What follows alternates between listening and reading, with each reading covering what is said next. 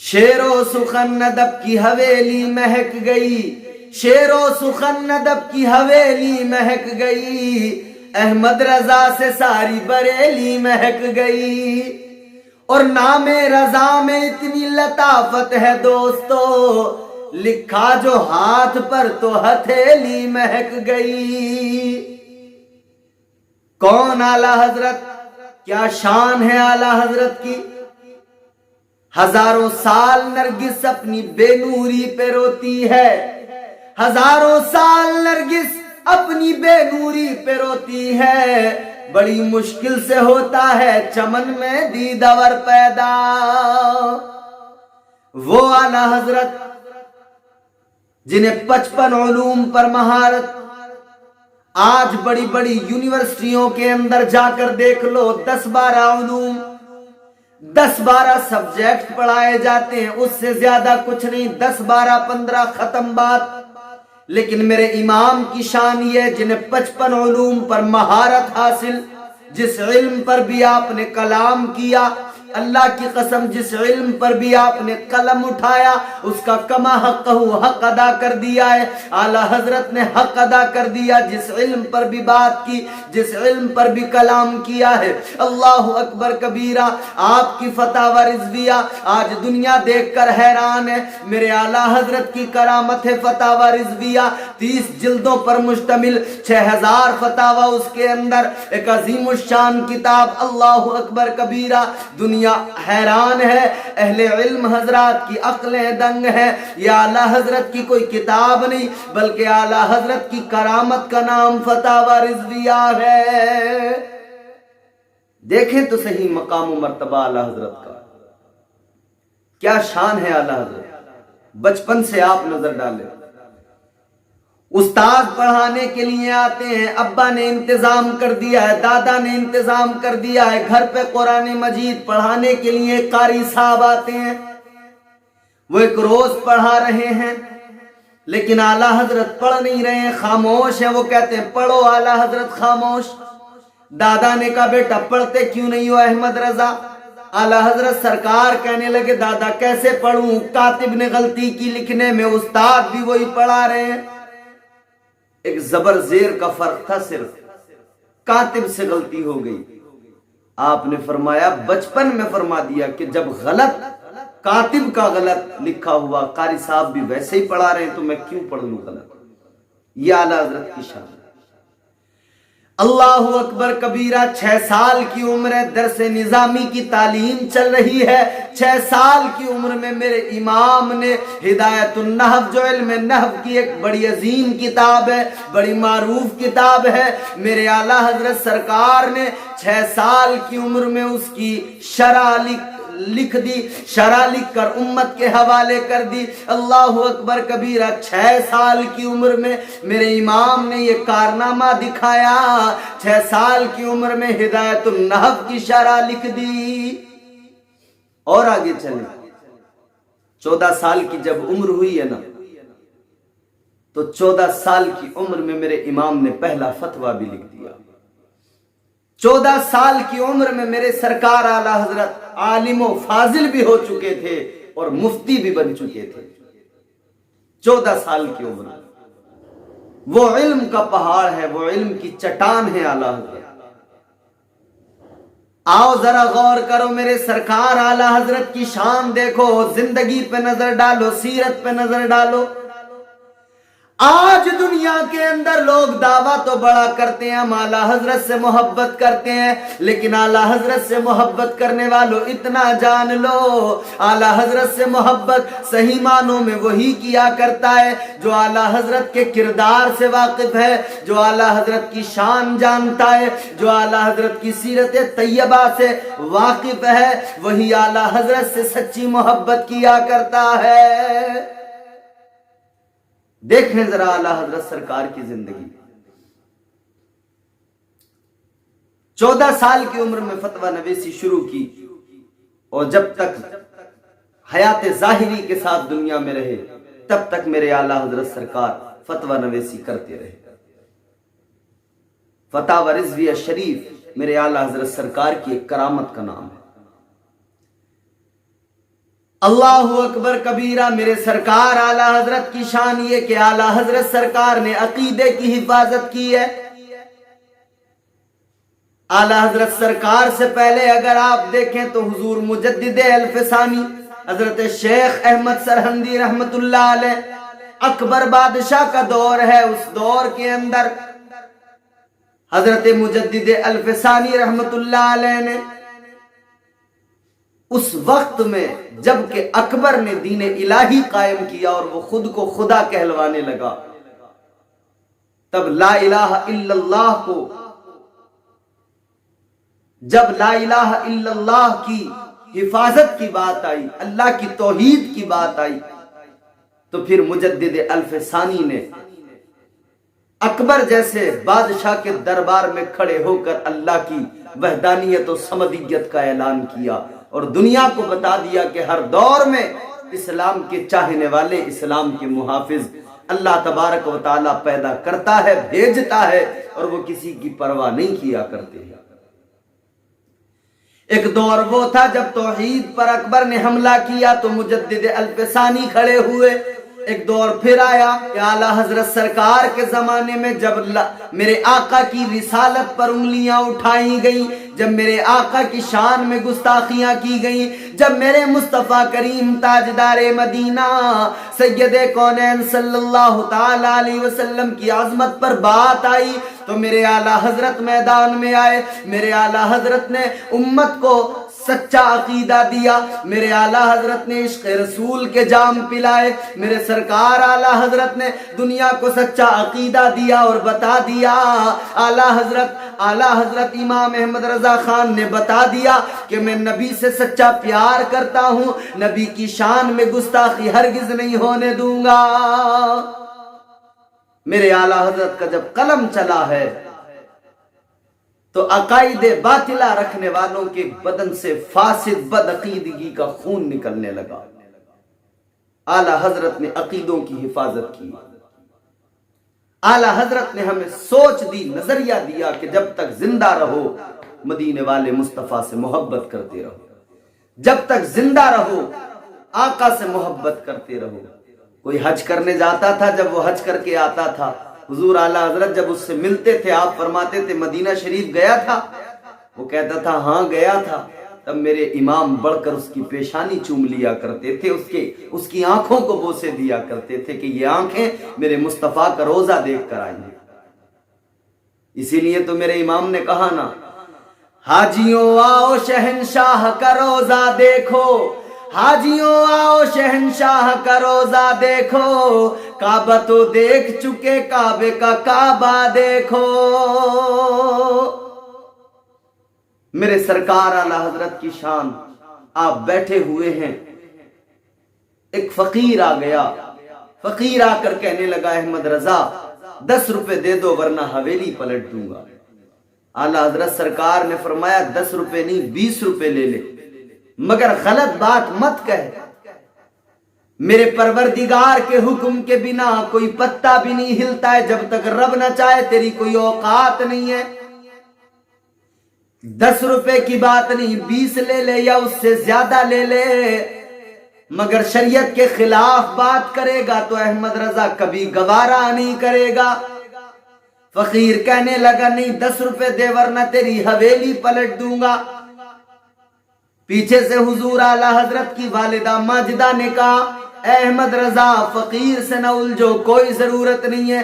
آپ نے فرمایا والدہ ماجدہ یہ میرے نبی کی شریعت کے خلاف بات کر رہا ہے، اور مصطفیٰ کی شریعت کے خلاف کوئی بولے احمد رضا کبھی گوارا نہیں کر سکتا ہے۔ اللہ اکبر کبیرہ۔ اس فقیر کے درمیان اور اعلیٰ حضرت کے درمیان ابھی یہ بات ہو رہی تھی کہ اتنے میں میرے سرکار اعلیٰ حضرت کے بڑے شہزادے حضور مفتی اعظم ہند مصطفیٰ رضا خان मुस्तफ़ा रहमतुल्लाह ताला अलैह, आपका बचपन था, आप छत पर थे कि अचानक छत से नीचे गिर पड़े। अल्लाह अकबर कबीरा, शोर हो गया, मुस्तफ़ा रजा खां गिर गए। अल्लाह अकबर कबीरा, लेकिन आला हजरत के पाए इस्तिकामत में लग़्ज़िश नहीं आई। अल्लाह अकबर कबीरा, आप इस्तिकामत के साथ में डटे रहे। अल्लाह अकबर कबीरा, मुस्तफ़ा रजा खां मेरे सरकार मुफ्ती आज़म हिंद उठे, कपड़ों को झाड़ कर आगे बढ़े, कहने लगे बाबा खराज तक नहीं आई है। अल्लाह अकबर कबीरा, मेरे इमाम ने फरमाया कि तेरी औकात नहीं कि तू मेरी हवेली को पलट दे, अगर तू औकात रखता है ले ये मेरी जूती है, तू मेरी जूती को पलट कर दिखा दे। आपने जूती को उल्टा कर दिया, फरमाया अगर हिम्मत है, दम है, हवेली तो बड़ी बात हो गई, तू अहमद रजा की जूती को पलट के दिखा।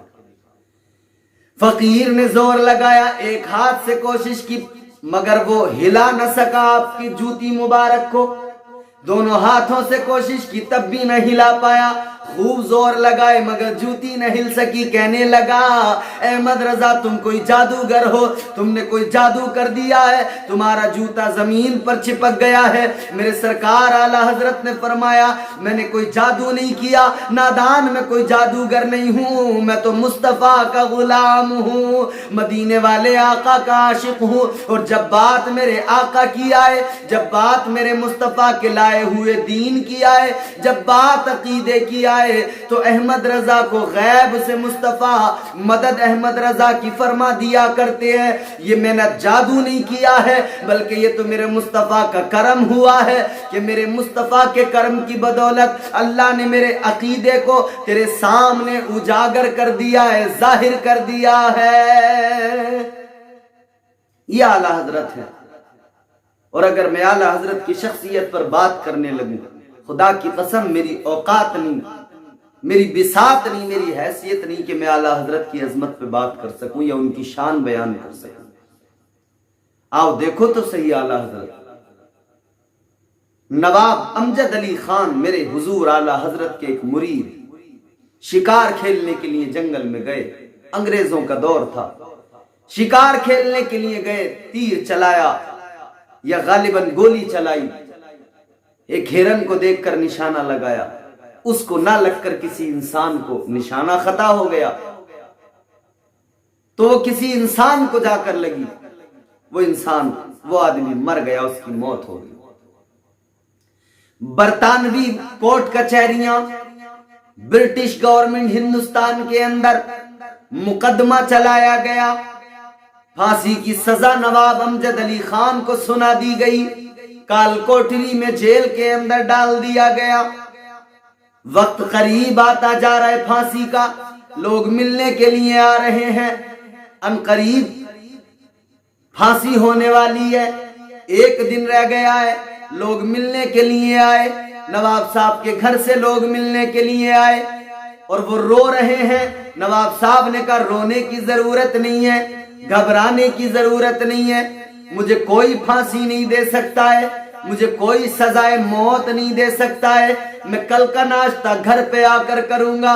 सारे के सारे हैरान हो गए, सोचने लगे मौत के खौफ के सबब नवाब साहब का दिमागी तवाजुन बराबर नहीं है, दिमाग शायद खराब हो गया है, शायद पागलपन इनके अंदर आ गया है। अल्लाहु अकबर कबीरा, सबके सब हैरान है, मगर नवाब साहब ने कहा कि तुम सबके सब हैरान जरूर हो, मगर याद रखना मैं सुबह का नाश्ता घर पे आके करूंगा। ये सब चले गए।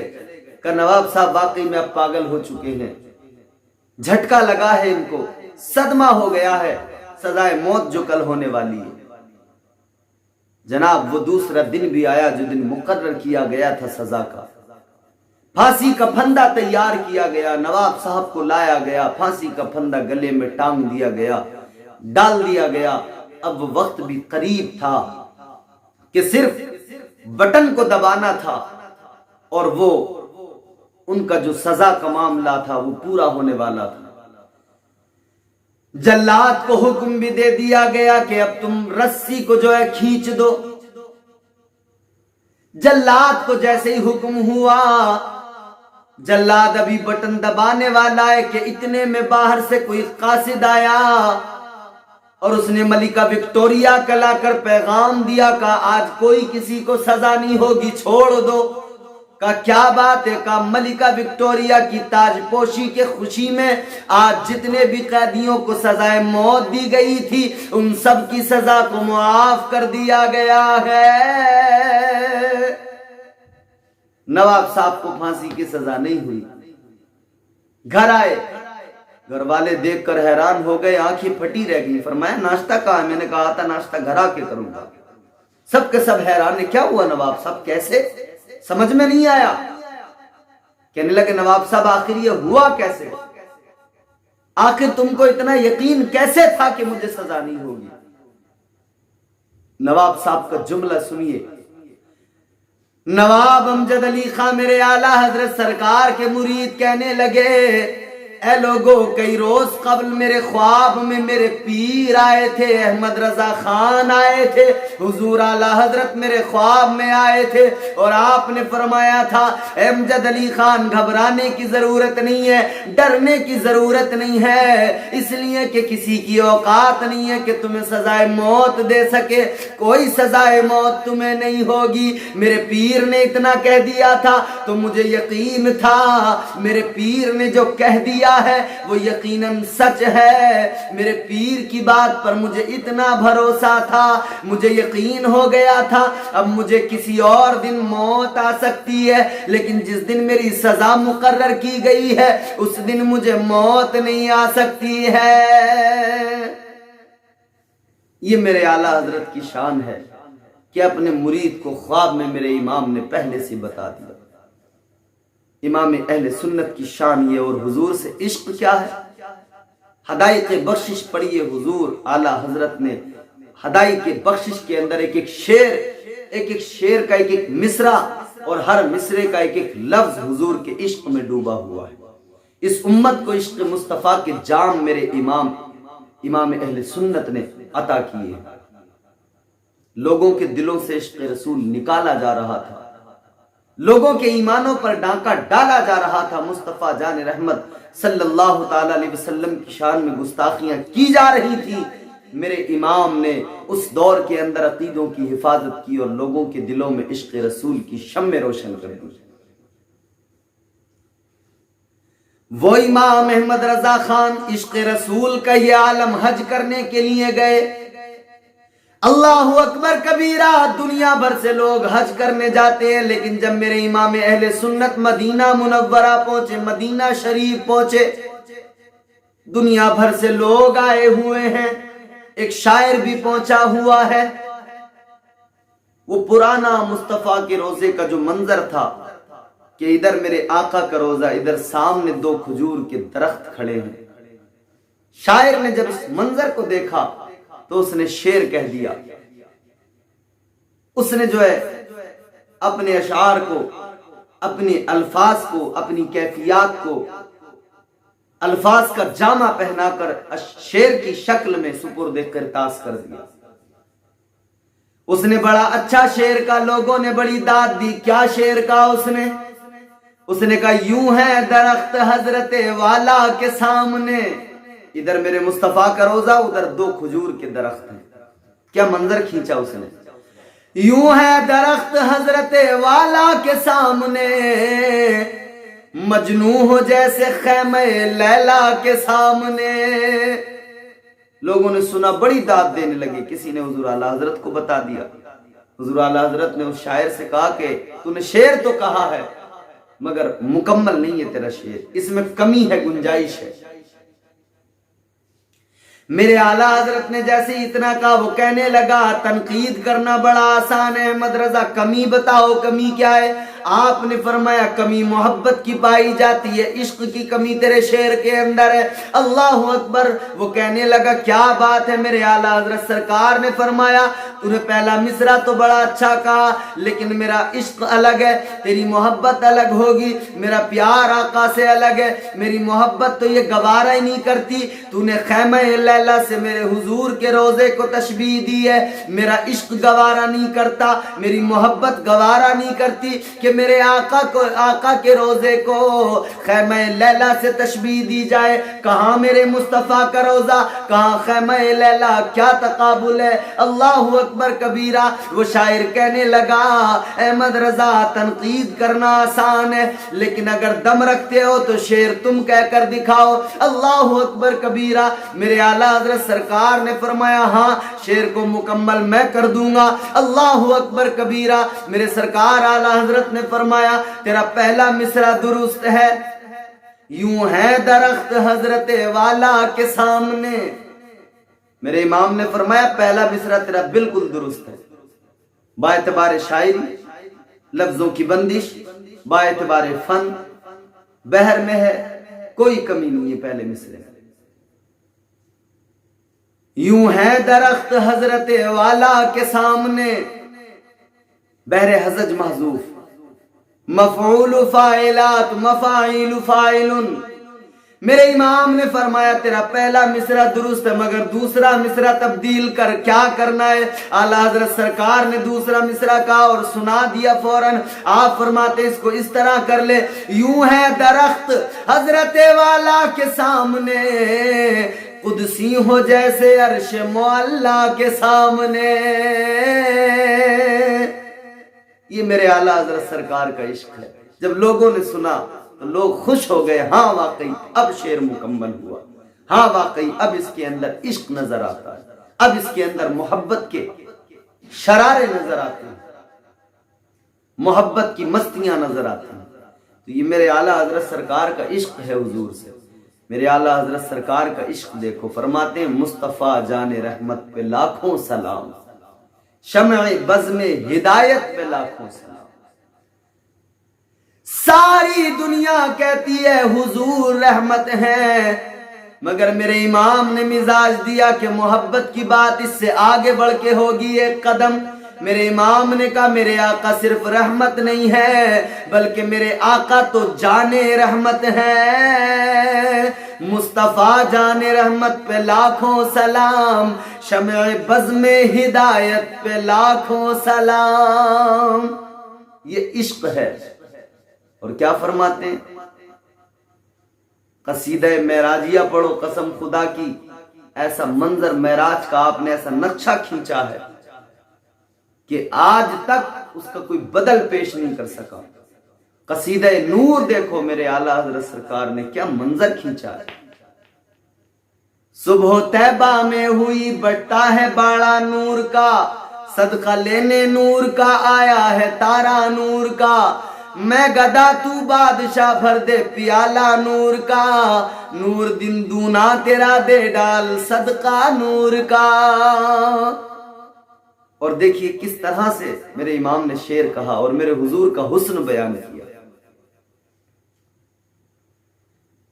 کاف زلفیں ہا دہن یا ابرو آنکھیں عین صاد. کاف زلفیں ہا دہن یا ابرو آنکھیں عین صاد, کاف ہا یا عین صاد ان کا ہے چہرہ نور کا. کتنی نفاست کے ساتھ میرے امام نے میرے حضور کا حسن بیان کیا ہے اور فرمایا یا رسول اللہ تیری نسل پاک میں ہے بچہ بچہ نور کا, تیری نسل پاک میں ہے بچہ بچہ نور کا, تو ہے عین نور تیرا سب گھرانہ نور کا.